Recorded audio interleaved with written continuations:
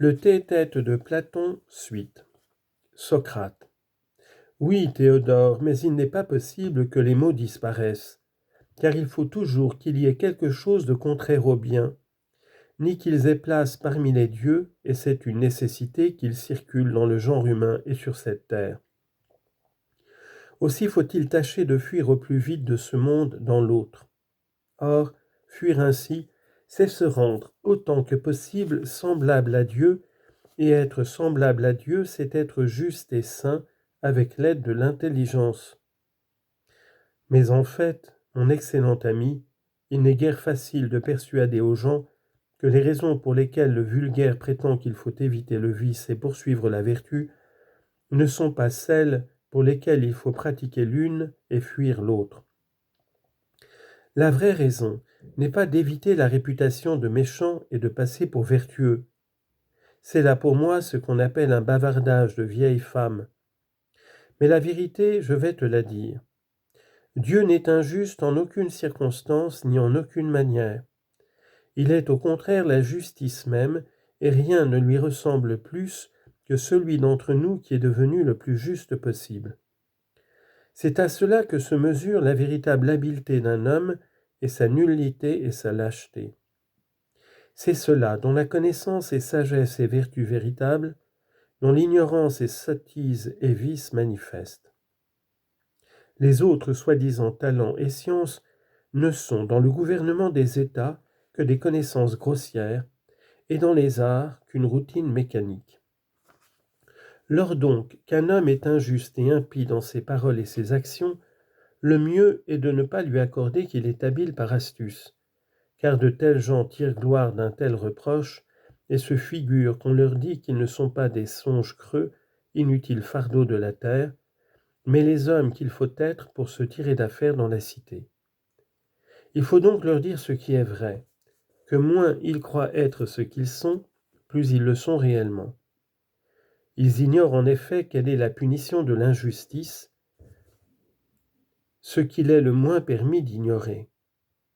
Ce n'est pas ce qu'ils s'imaginent, ni les coups, ni la mort auxquels ils échappent quelquefois complètement, tout en faisant le mal. C'est une punition à laquelle il est impossible de se soustraire. De quelle punition parles-tu ? Il y a, cher ami, dans la nature des choses, deux exemplaires, l'un divin et bienheureux, l'autre ennemi de Dieu et très malheureux. Mais ils ne voient pas cela. Leur stupidité et l'excès de leur folie les empêchant de sentir qu'en agissant injustement, ils se rapprochent de l'un et s'éloignent de l'autre. Ils en sont punis par la vie qu'ils mènent, vie conforme au modèle auquel ils ressemblent.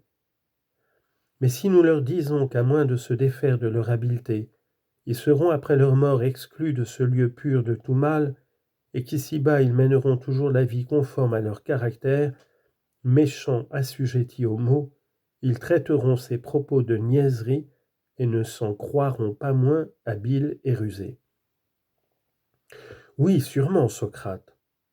Je le sais bien, camarade, mais voici ce qui leur arrive. Lorsque, dans un tête-à-tête, vous les obligez à discuter avec vous les doctrines qu'ils réprouvent, et qu'ils consentent à soutenir virilement un long examen, et à ne point se dérober lâchement, alors, divin Théodore, on est tout surpris de voir qu'à la fin, ils sont fort mécontents de leurs propres arguments. Leur fameuse rhétorique se flétrit, au point qu'on les prendrait pour des enfants. Mais quittons ces propos qui ne sont qu'accessoires, sinon leur afflux toujours croissant noiera notre argument original. Revenons donc à notre sujet si tu en es d'avis. Pour ma part, Socrate, je n'ai pas moins de plaisir à écouter ces digressions. Elles sont plus faciles à suivre pour un homme de mon âge. Si pourtant tu le préfères, revenons en arrière. Nous étions arrivés dans notre discussion à l'endroit où nous disions que ceux qui prétendent que la réalité change sans cesse, et que dans tous les cas où une chose paraît à quelqu'un, elle est telle pour celui à qui elle paraît, sont résolus à soutenir en tout le reste, mais surtout, en ce qui regarde la justice, que ce qu'une cité trouve juste et érige en loi est parfaitement juste pour cette cité, tant que la loi subsiste, mais qu'en ce qui regarde les biens, personne jusqu'ici n'est assez hardi pour oser soutenir que les lois qu'une cité s'est données, parce qu'elle les jugeait avantageuses, sont en effet avantageuses aussi longtemps qu'elles subsistent, à moins qu'on se borne à les dénommer telles. Mais ce serait tourner notre sujet en dérision, n'est-ce pas? Assurément. Qu'on ne parle donc pas du nom, mais que l'on examine la chose qu'il désigne. Il ne s'agit pas du nom en effet. Quel que soit d'ailleurs le nom que l'État donne à cette chose, c'est évidemment elle qui l'a en vue en légiférant. Et toutes ces lois visent au plus grand avantage qu'il pense et peut en retirer pour lui. Ou a-t-il quelque autre objet en vue quand il les établit? Aucun. Or, atteint-il toujours son but ou ne le manque-t-il pas sur bien des points? Je suis persuadé pour ma part qu'il lui arrive de le manquer. C'est ce dont tout le monde conviendra plus aisément, si l'on pose la question sur la classe entière à laquelle appartient l'utile. Or elle s'étend au temps à venir, car lorsque nous légiférons, c'est avec l'idée que nos lois seront utiles pour le temps à venir, et le nom de futur est celui qui convient à cette utilité. Absolument. Interrogeons donc de cette manière Protagoras ou quelqu'un de ceux qui soutiennent les mêmes thèses que lui. Tes disciples et toi, Protagoras, vous affirmez que l'homme est la mesure de toutes choses, du blanc, du lourd, du léger, et de toutes les impressions du même genre sans exception. Comme il en a le critère en lui-même, tel il les éprouve, tel il les croit. Et par suite, il les croit vrais et réels pour lui. N'est-ce pas vrai? Si. Mais s'il s'agit des choses à venir, dirons-nous aussi, Protagoras, qu'il en a le critère en lui-même, et que tel il pense qu'elles seront, telles elles deviennent pour celui qui les pense. Prenons par exemple la chaleur. Supposons qu'un homme étranger à la médecine pense que la fièvre le saisira, et qu'il éprouvera cette espèce de chaleur, et qu'un autre qui est médecin pense le contraire.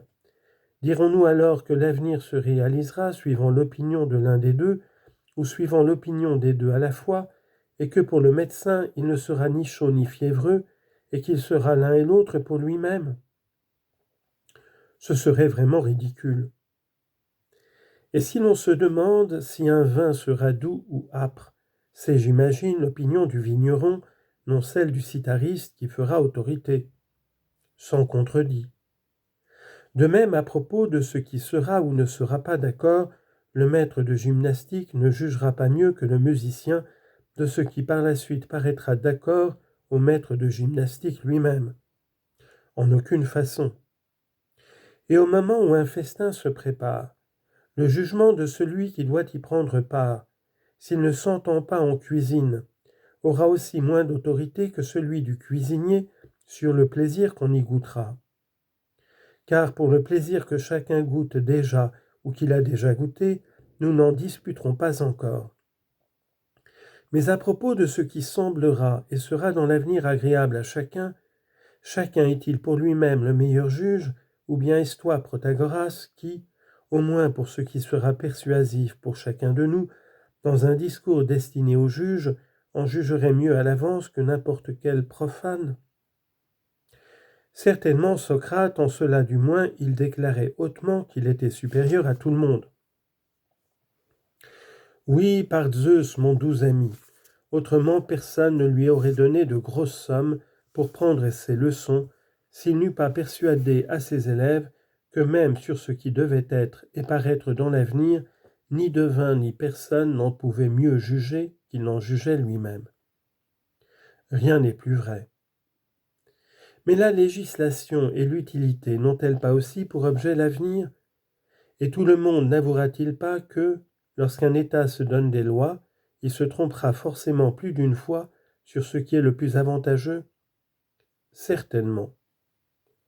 Nous ne manquerons donc pas de mesure si nous disons à ton maître qu'il est obligé de reconnaître qu'un homme est plus sage qu'un autre, et que c'est le plus sage qui est mesure, mais que moi qui suis un ignorant, je ne suis en aucune manière obligé d'être mesure, comme le discours que j'ai tenu en sa faveur me réduisait à l'être, en dépit que j'en eusse. C'est par là, se semble Socrate, que la thèse offre le plus de prise. Elle offre également prise par la valeur qu'elle donne aux opinions des autres, alors que ces opinions, nous l'avons vu, ne reconnaissent aucune vérité dans les assertions de Protagoras.